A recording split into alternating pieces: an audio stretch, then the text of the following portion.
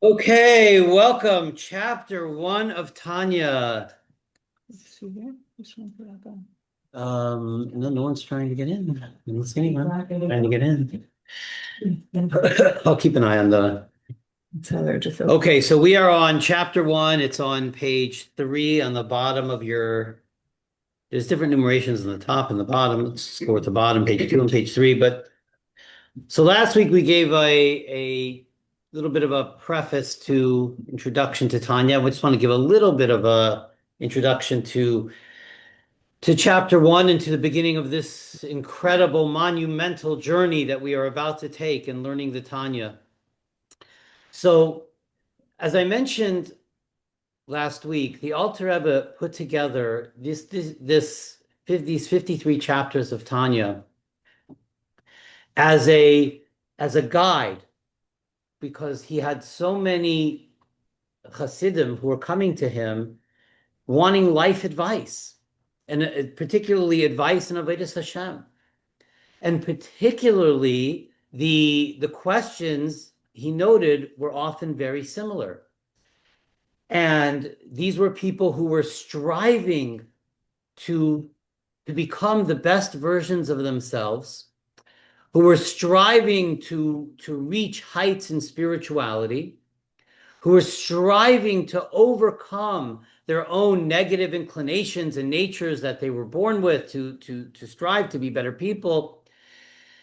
And they were all struggling to reach spiritual perfection, which, as I mentioned last week, at the time that the Alter Rebbe wrote this, which is in the late 1700s, that was the preeminent philosophy at that time, was the Musar philosophy, which preached that the goal was spiritual perfection. And as I mentioned last week, the Alter Rebbe taught that not only is that not the goal, but spiritual perfection is an impossibility for the vast majority of us. That we were not created to be spiritually perfect, and that is not what Hashem expects from us. And so when we set a goal that is not attainable for the regular person, then it just results in dejection. It just results in a feeling of spiritual failure. And so the Alter Rebbe taught that the fact that we are struggling with all kinds of inner negativity, and we all have our own inner dimensions that we struggle with, and our own inner negative qualities that we struggle with, whether it be anger or taivas or gaiva or ego, whatever it may be, selfishness, whatever. We all know in ourselves what we struggle with. Says the Alter Rebbe, a revolutionary idea at the time, that struggle was placed there intentionally. And you will never overcome that struggle. That's going to be a struggle for the rest of our lives. That for the vast majority of us, what our goal is not to not struggle, is not to be spiritually perfect inside and out. Our goal is simply to whatever struggles, whatever issues, whatever difficulties, whatever negativities we're dealing with within ourselves, we are able to control it and able to contain it so that it doesn't manifest itself outwardly, not in our speech, not in our actions. And we even have the ability, and we'll speak about this when we get to it in Tanya, to control our thoughts. So the entire goal of Tanya was the Alter Rebbe writing and basically a spiritual, psychological instruction manual of how we, imperfect, flawed human beings who were created that way, who were created with this internal negativities and internal inclinations towards selfishness, ego, anger, whatever it may be, that this flawed human being will be able to reach a state that inner negativity never manifests itself outwards.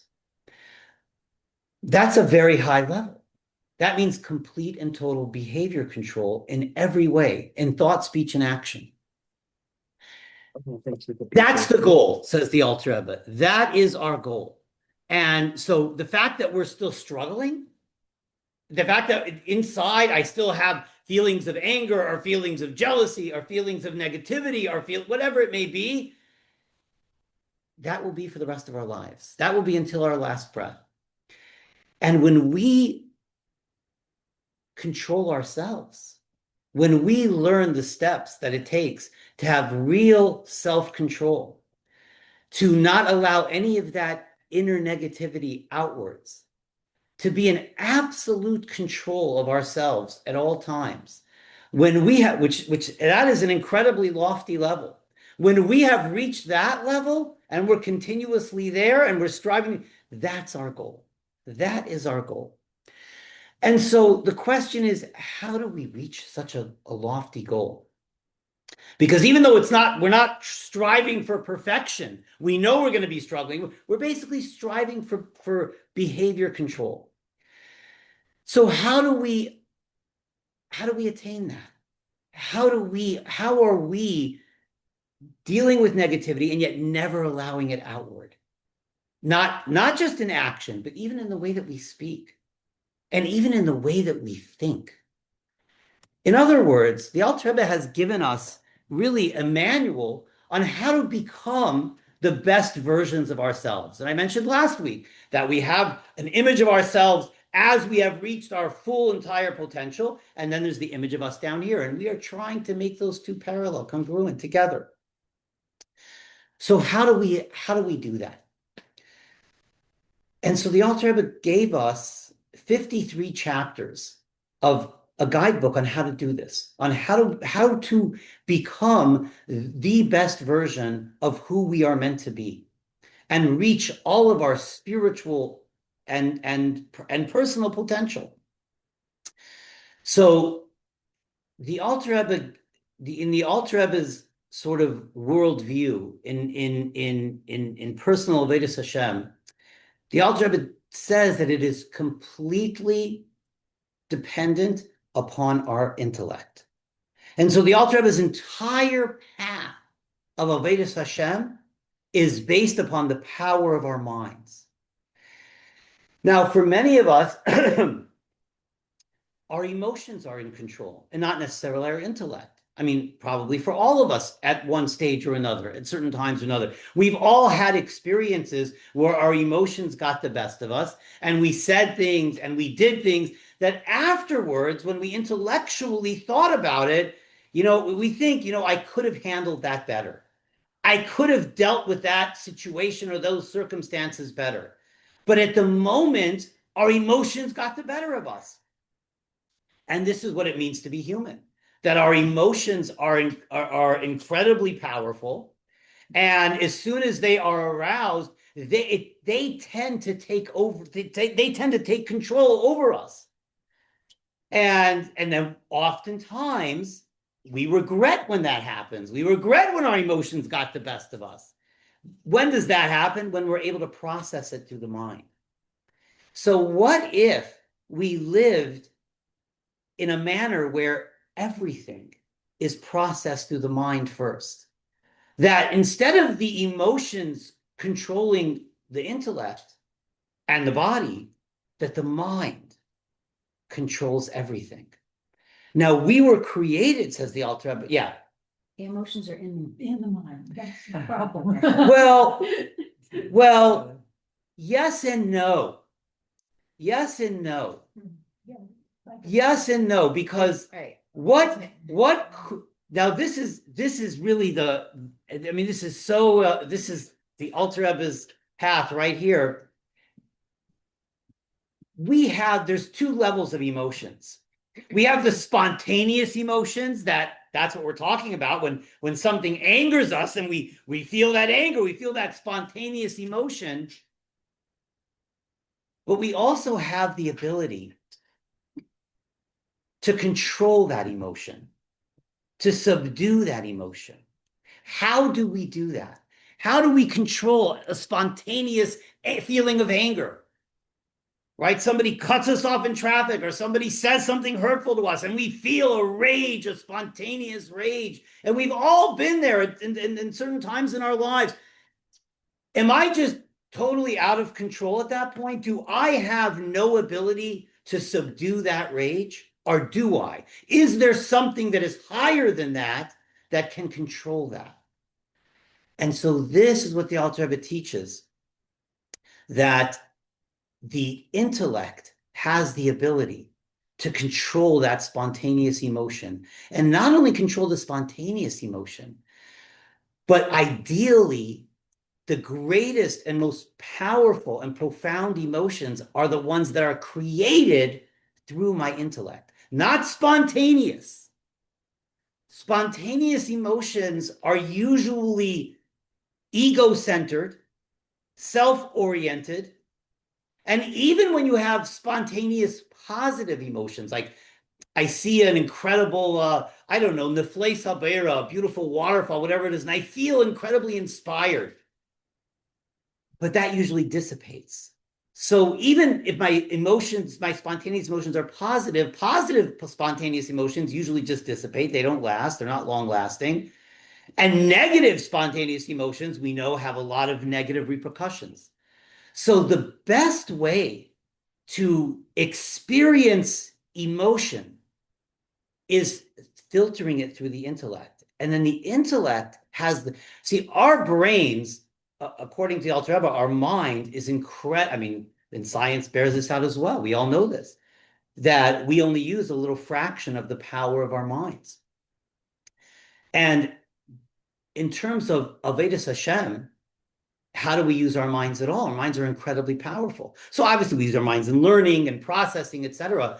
But the Alter Rebbe is giving us another element of utilizing our intellect and our mind, and we're going to see basically the Alter Rebbe's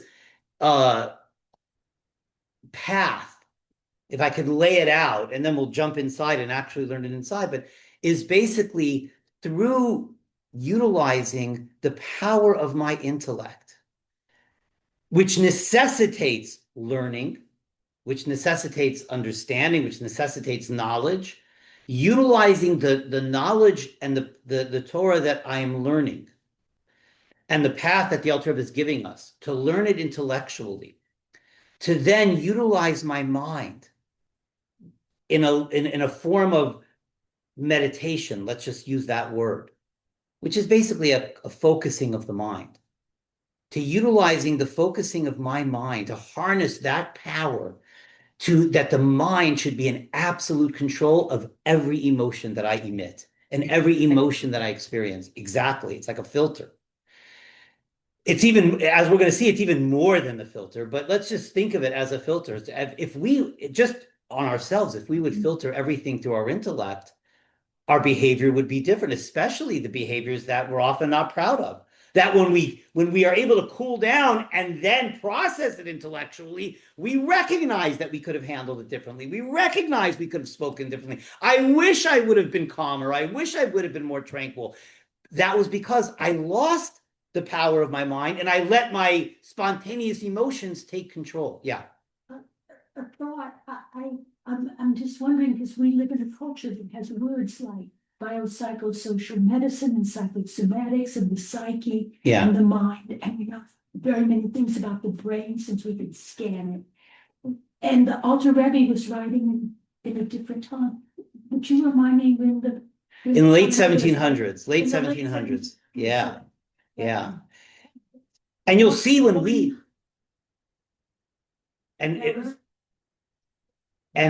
we will see when we learn this, the Alter Rebbe had an incredible understanding of human psychology. Yeah.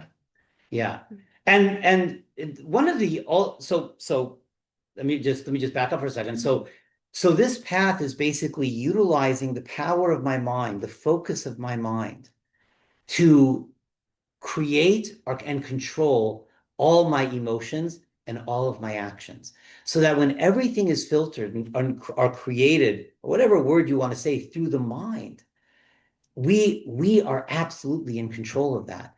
Says the Alter Rebbe, there's a reason why. If you look at an animal, for example, most animals, their mind and their heart are on the exact same level. They walk on all fours. Their mind and their heart are on the same level. The human being who walks on 2 feet the human being's mind is obviously above the heart. The reason why that is physically is because it's a manifestation of a spiritual reality, that the mind has the ability to control the heart, which is the seat of the emotions, etc. So our minds are incredibly powerful. But the question is, how do we harness that power?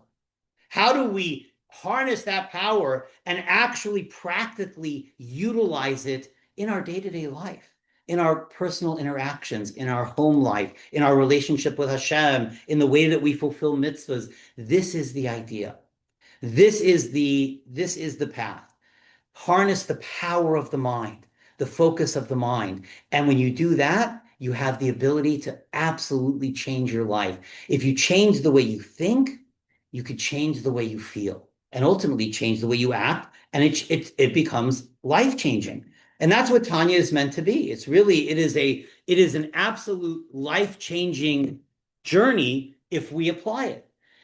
Now, as I mentioned last week, there are no shortcuts. The Alter Rebbe gives us no shortcuts. This is the longer, shorter way. So, number one, in order to understand how this path works, it necessitates a preface of knowledge, meaning knowledge of how the construction, the sort of the spiritual construction of the soul. What is your soul made of?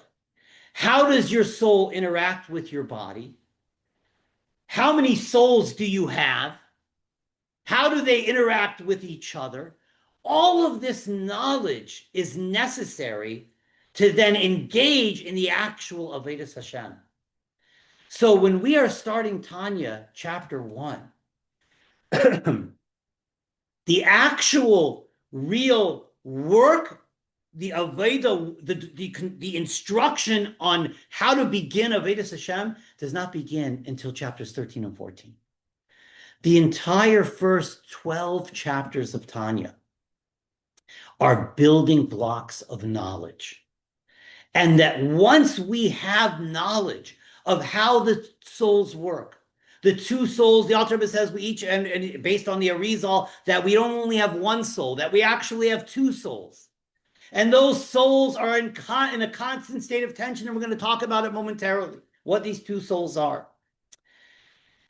And how the makeup of these two souls, how we can access the deepest part of these two souls, how they interact with each other, how they affect our emotional state. All of this knowledge is critical in order to actually engage in and learn the path of the Avodah. So sometimes when I am teaching Tanya, I will find that people drop out between chapters 1 and 13 because it's not, we haven't started yet. We haven't done we're not working on the Avodah, which is totally true. And so some people actually start teaching Tanya like in chapters 13 or 14. But I don't like to do that because there's a reason why the Alter Rebbe put these first 12 chapters, because we can't understand how to actually engage in the Avodah, in the life-changing Avodas Hashem, without the preface of the knowledge that we need in order to do that. So when we have the knowledge, then we can actually apply it. So chapters 1 through 12 is based the building blocks of knowledge of your soul, of how your soul works, of what your soul is made of how you can control your emotions, of what your emotions are, and how the intellect affects the emotions, etc., etc. So all of the knowledge is critical. So let's jump in. We're going to start in chapter 1 and try to garner some of these building blocks of knowledge. And chapter 1 begins, like many works of Jewish philosophy, begins with a multitude of questions.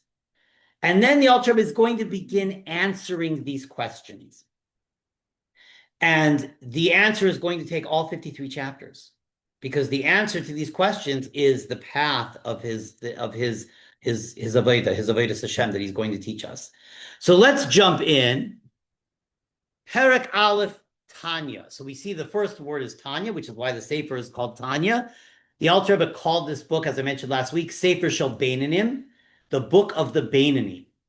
Who is the Beinoni? We're going to talk about that momentarily, as we will see. Okay, let's jump in and into the first chapter of Tanya. Perek Aleph.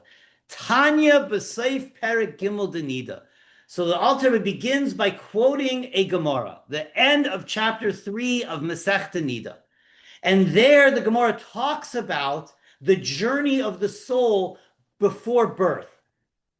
That before birth, every soul has a very similar experience. The soul is brought before the Bezdin Shalmaila, and the soul is told you are going down to Elam Hazeh. And by the way, the soul doesn't want to go down. The soul wants to stay in Gan Eden, where it's basking in the Ziv HaShechina, and the soul is shown this world where the Shechina is not felt, the Shechina is hidden, and darkness overcomes light in this world. Rishayim Gevrim boy, there's evil in this world, and the soul doesn't want to go. But Hashem explains to the neshama that it is through this journey, it is through coming down into this world, in clothing yourself in a physical body, in clothing yourself in an animal soul, which we'll talk about momentarily what exactly that means, and dealing with the struggles and the stresses of life, and yet through that darkness, through the difficulties and the challenges, retaining your spiritual strength and integrity and connection in the darkness. It's easy to be in a Neshama in Gan Eden, where you're basking in the Ziv HaShechina. Where it's difficult is to be in the Neshama in Elam Hazeh and deal with all the stresses and difficulties and challenges, and yet retain your connection to Kedusha. When you are able to do that, you will bring out strengths, abilities within your neshama, and experience an aliyah, a spiritual elevation of your soul that you could never experience just being in Gan Eden alone. And ultimately, this is the purpose of every challenge in life, which we've spoken about many times. The challenges that we go through in life, including the challenges that the soul goes through, are not happenstance or coincidence.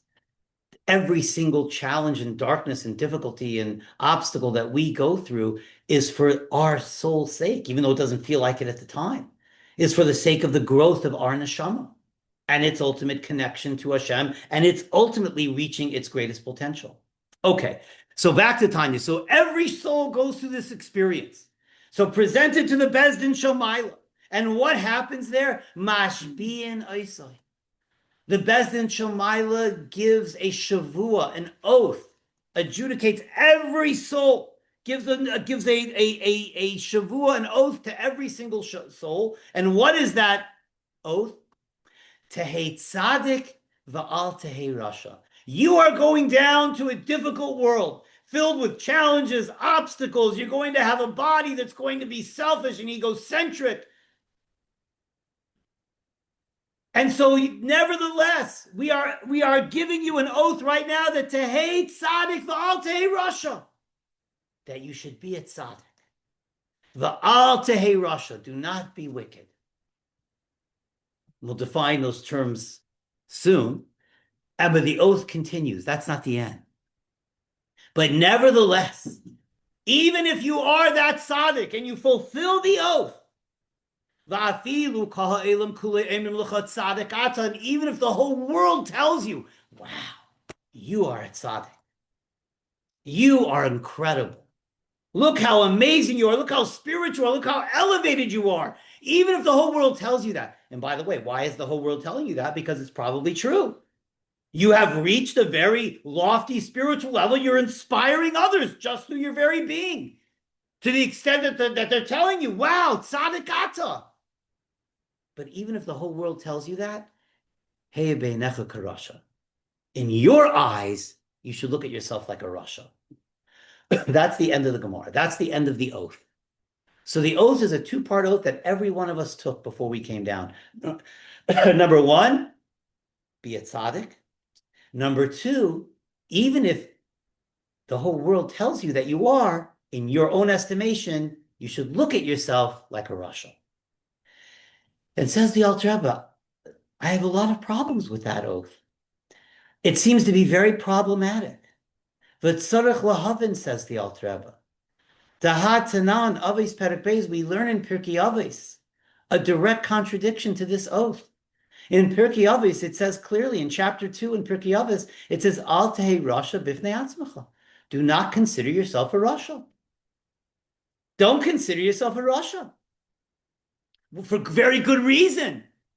Because if I tell myself every day, if I look at myself in the mirror and tell myself every day, you are a rasha, you are wicked, you are not a good person, what kind of terrible idea is that? What kind of path will that lead you on?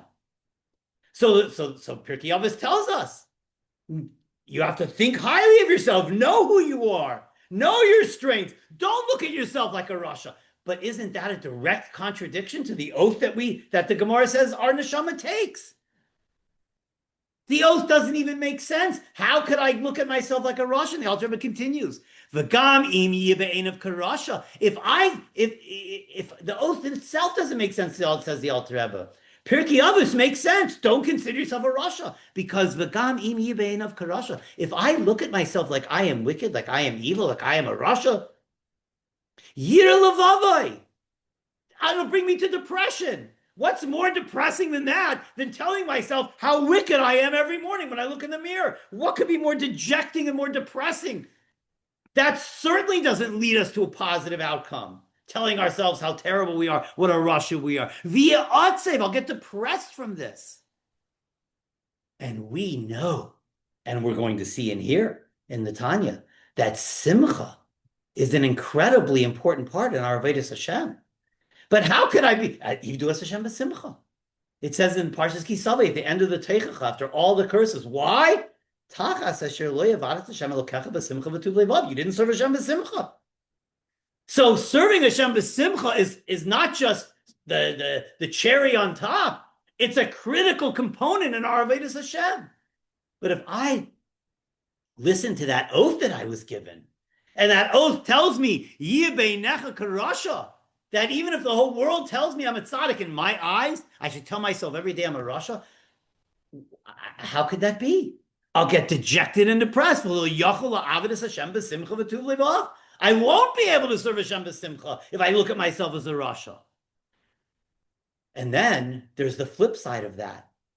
If I get so numb to the fact that I'm just a rasha, and I stop getting dejected over it, I'll become apathetic to spiritual. What's the point? And this was what the Alter Rebbe was addressing for those who were trying to reach spiritual perfection, couldn't get there because it was an impossibility for us. We weren't created for spiritual perfection, and they just get dejected.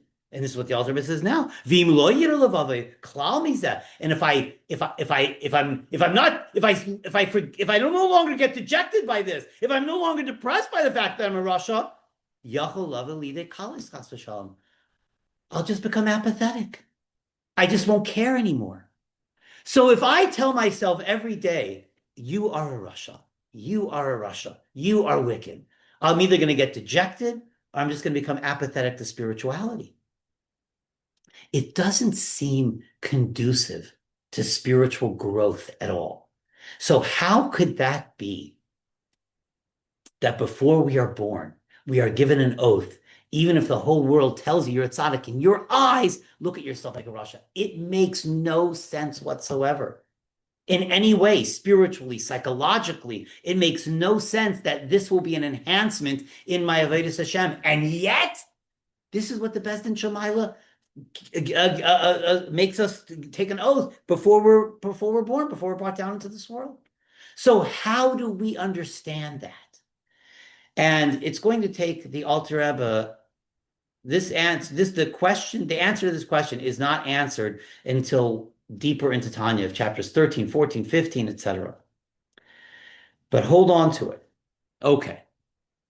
Because the answer to this question is going to help us figure out what this path is and what that oath really is about. Okay. So in order to understand this, Ki hine mitzinu Gemara hey chalukai. So the Alter Rebbe says that the Gemara in Masechtas Brachas, and it's not in one place. It's sort of in several different places. And the Brachas Daf Zayin, I think in Brachas Daf Samach Vav, it speaks about the different categories of Jews. And basically, what it says in the Gemara is that from the different categories of Jews, there's the tzaddik, there's the Beinani, and there's the Rasha. And how the Gemara defines them, sort of figuratively, is that the tzaddik is somebody who has more mitzvahs than sins. That when he gets to the Bezdin Shomayla after 120 years of living in Olam Hazeh, that they put everything on the scale, and if it tips towards mitzvahs, he's tzaddik b'din, he's righteous, he won his court case. And if it tips towards the other way, that's the Rasha. And the Beinani is the person who's half and half. That's how the Gemara describes them. But then in another place in the Gemara describes that there's subcategories. There's the tzaddik v'toivloi and the tzaddik v'raloi. And how the Gemara describes that is the tzaddik v'toivloi, the simple pshat is the tzaddik v'toivloi. He has a good life. He's prosperous. The tzaddik v'raloi, he has a difficult life. He has ra, he has negativity in his life. He has challenges in his life. He has struggles in his life. And then you have the rasha v'toivloi and the rasha v'raloi. So altogether, you have two subcategories of tzaddik, the prosperous and the struggler, two categories of rasha, the rasha who lives well and the rasha who doesn't, and then the Beinani, this middle category. So you have 5 categories altogether. So this is the Hey Chalukais. Now the Alter Rebbe is going to say that how the Gemara describes those categories is figurative, not literal. The Alter Rebbe says that in order to understand the path and Avodas Hashem that we are going to take, we need to understand the literal definitions. What is literally a tzaddik? What is literally a rasha? And what is literally a Beinani? Not figuratively. Figuratively, if more mitzvahs than sins, like we sometimes say, oh, my neighbor, he's a tzaddik. Do we mean that he's mamash a tzaddik, like the Chafetz Chaim, like Lubavitcher Rebbe? No, not necessarily. We just mean he's a good Jew. He's a good righteous person. He's a good, so we use it colloquially or figuratively. That's how the Gemara is using it here, says the Alter Rebbe. But we need to understand, according to Jewish mysticism, what are the literal terms? What do they actually mean? Who is actually defined by the tzaddik? What actually defines the Beinani? And as we will see, it's not the figurative definition at all. Yeah. But the Benoni is, it pops to the eye. It doesn't have 2 categories. Right. Like that's the question. Right. Why not? All right, we'll get there. We will get there. Yes, we will get there. We will get there. We will get there. We will get there. It's been a long time since we were here. We will get there. Okay, so Acha Inyan Ki Hine Mitzinu B'Gemara Hey Chalukais. So there are 5 categories altogether. The tzaddik v'toivloi, as we said, the 2 categories of tzaddik v'toivloi, tzaddik v'raloi, rasha v'toivloi, rasha v'raloi, ubeinani. And this entire sefer is going to be focused on the Beinani, because all of us, the vast majority of Klal Yisrael, our goal is to be the Beinani. Our struggle, our quote unquote finish line, even though there is no finish line because there's myriad of madregas of Beinani, as we will see, but our goal is to become the Beinani. What exactly does that mean? We don't even know yet what that means. So Pirshu b'Gemara. So the Gemara explains tzaddik v'toivloi is a tzaddik gamor. The tzaddik who, in the Gemara says, the tzaddik who lives a perfect life, toivloi, he only has goodness, that is a perfect tzaddik. Again, what does that mean? We haven't even defined that yet. Tzaddik v'raloi, the tzaddik that suffers, that goes through challenges and difficulties, is a tzaddik she'ena gamor. That's a tzaddik who is not perfect. He's a tzaddik, but he has some levels of imperfection, which we'll talk about. Raya Mehemna is a book of the Zohar. The book of the Zohar, of course, the book of Jewish mysticism. Raya Mehemna is a section of the Zohar. which means faithful shepherd. It's about Moshe Rabbeinu. So V'raya Mehemnu Raya Mehemna Parshas Mishpatim Perush Tzadik V'raloi doesn't mean when we say V'raloi. So the Gemara means Raloi means he has challenges in life. He has difficulties in life. Raloi is a negative life. The Zohar says differently. It's not talking about the external circumstances of his life. The Raloi is talking about the circumstances within himself. That's what the Zohar says. That's the real definition. That so Perush Tzadik V'raloi means V'raloi. He still has Ra. Shahara Shaboy, he still has Ra. He still has negativity within him, but it's Kafuf Latayv. But it is overwhelmed and subjugated by the incredible good that tzaddik expresses and has. So he still has a little bit of negativity. He hasn't completely experienced total spiritual perfection, but he is so overwhelmingly good that negativity, that ra loy, that ra that he has, is subjugated and dormant within him. Work with the other. 1 second. We're going to get there. Hold on. This is what the Alter is going to describe, all 5 of these and what they actually mean. So we have to figure all of this out. And this is going to be critical in terms of understanding who we are and where we fit in. Okay, so that's how Shara Shabbai Kafav L'Tayv. Again, just hold on to that. Uba Gemara Seif Perek Testa Brachas, and the Gemara in chapter 9 of Brachas says, Tzadikim Yetzer Tayv Sheftan. That tzaddikim are primarily motivated and then judged by their Yetzer Tov. Rishayim Yetzer Hara Sheftan. Rishayim are mostly motivated. What is their motivating factor? What motivates them in their daily thought, speech, and action is their Yetzer Hara.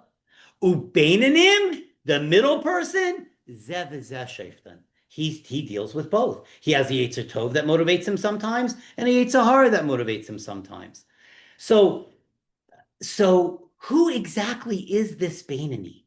Who is he? So right now we understand that he's somebody who has both a Yetzer Tov and a Yetzer Hara, and he's motivated by both. Which, well, that sounds like probably but all of us to a certain extent. But now here comes the twist. When Rabbi was teaching this Gemara to his students, Rabbi wanted to concretize it because it's a little bit sort of ethereal. Who's a tzaddik? Who's a rasha? Who's a beinani? It's not really clear from the Gemara who is who. So Rabbi wanted to concretize and make it concrete in their mind. So Omar Rabbi, and first of all, we have to understand who Rabbi is. Rabbi was somebody, as we will soon see. Rabbi was one of the great Amoraim of the Talmud, and he was so immersed in Torah study and so dedicated to Torah study that when it came time for his death, Hashem sent the Malach HaMavos. There's a tradition that the Malach HaMavos cannot get you, so to speak, when you're learning Torah, and because the Malach HaMavos is Torah is sort of it pushes away the Malach HaMavos. Malach HaMavos is the godliness is so powerful. The Malach HaMavos can't bear it, and so the Malach HaMavos cannot take somebody while they're learning Torah. Rabbah never stopped learning Torah to the extent that the Malach HaMavos struggled to take him when it was his time, and yet, as we are going to see, Omar Rabbah said when teaching this Gemara about the 5 different categories, if you want to understand this a little better, Kagain ana beinani. I am a beinani, said Rabbah. And that immediately deflated the entire room. Because if Rabbah is a beinani, then where does that leave the rest of us? And Rabbah had a great student, Abaye. Omer le Abaye said to Rabbah, if that's the case, if you're telling us you are a beinani, you don't allow the rest of us to live. Because that means if you're a beinani, then we are in the next category below you, which is a rasha. And Rishayim, Kriyim Mesim. Rishayim are called dead. So we're like death compared to you. We're dead. We're nothing. If you're the beinani, then what is the rest of us? You don't allow the rest of us to even live. There's no hope for us if you're the beinani. So how do we understand that? How could Rabbi, who was really in this category of tzaddik gamor, never stops learning Torah? How could Rabbi consider himself a Beinoni if the Beinoni is the middle person? Now you can say, well, Rabbi's being very humble, maybe, but we can't say that because Rabbi's teaching Torah. Torah has to be exact. When you're teaching Torah, when you're teaching a Gemara, you have to be exact. You can't let your own humility come in the way of exactly what the definitions are. So that means Rabbi must have felt emes la'amitai that he was a Beinoni. How could that be?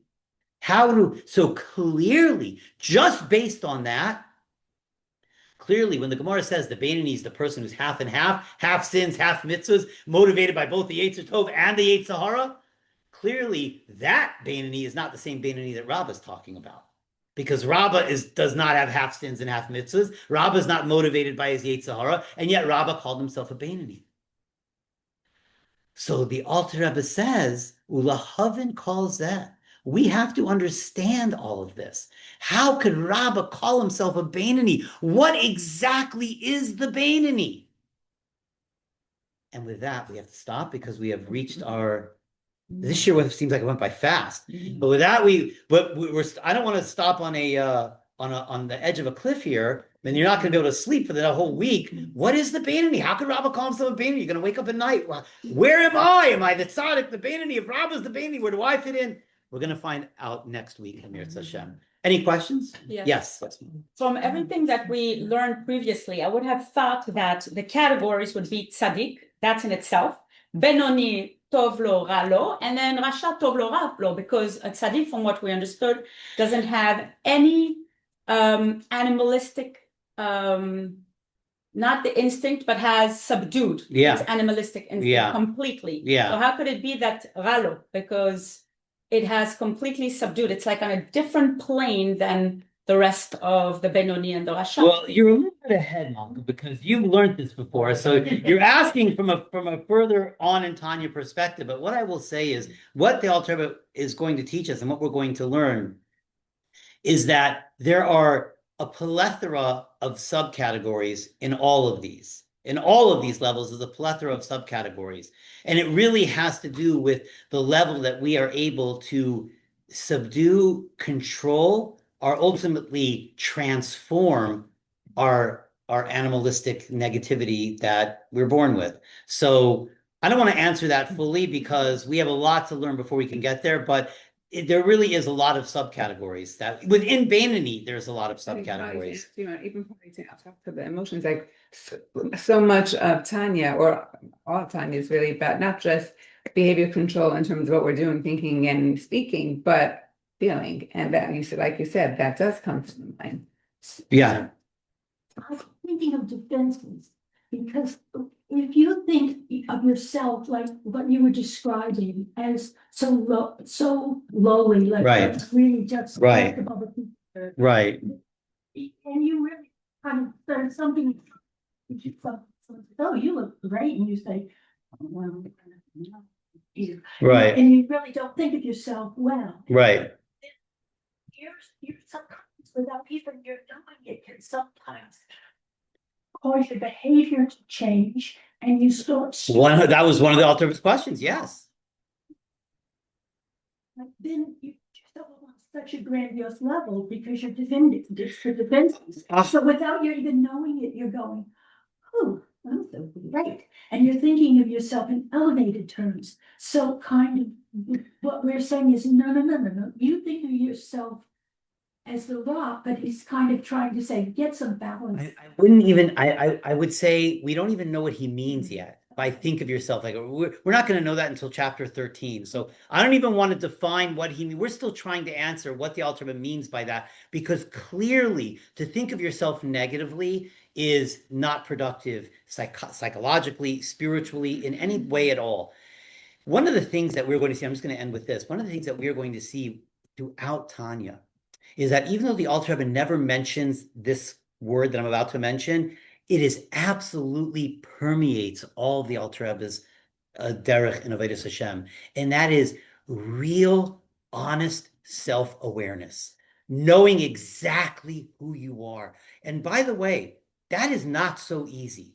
Self-awareness, I have found, is like common sense. It is not so common for lots of different reasons. We don't always have self-awareness, and we don't always want to have self-awareness. And sometimes self-awareness isn't pleasant. Sometimes self-awareness is painful. But it is so important to have accurate, honest assessment of ourselves, because we cannot truly begin to grow spiritually, psychologically, emotionally, without knowing where we are and who we are honestly, and therefore where we have to grow. And also, as equally important, where our strengths are.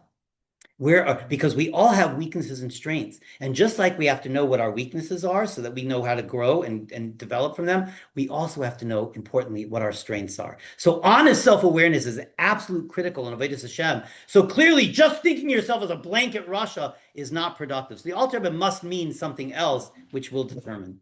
Okay, thank you so much, everybody. We'll see everybody in Mirz Hashem next week as we will continue chapter 1.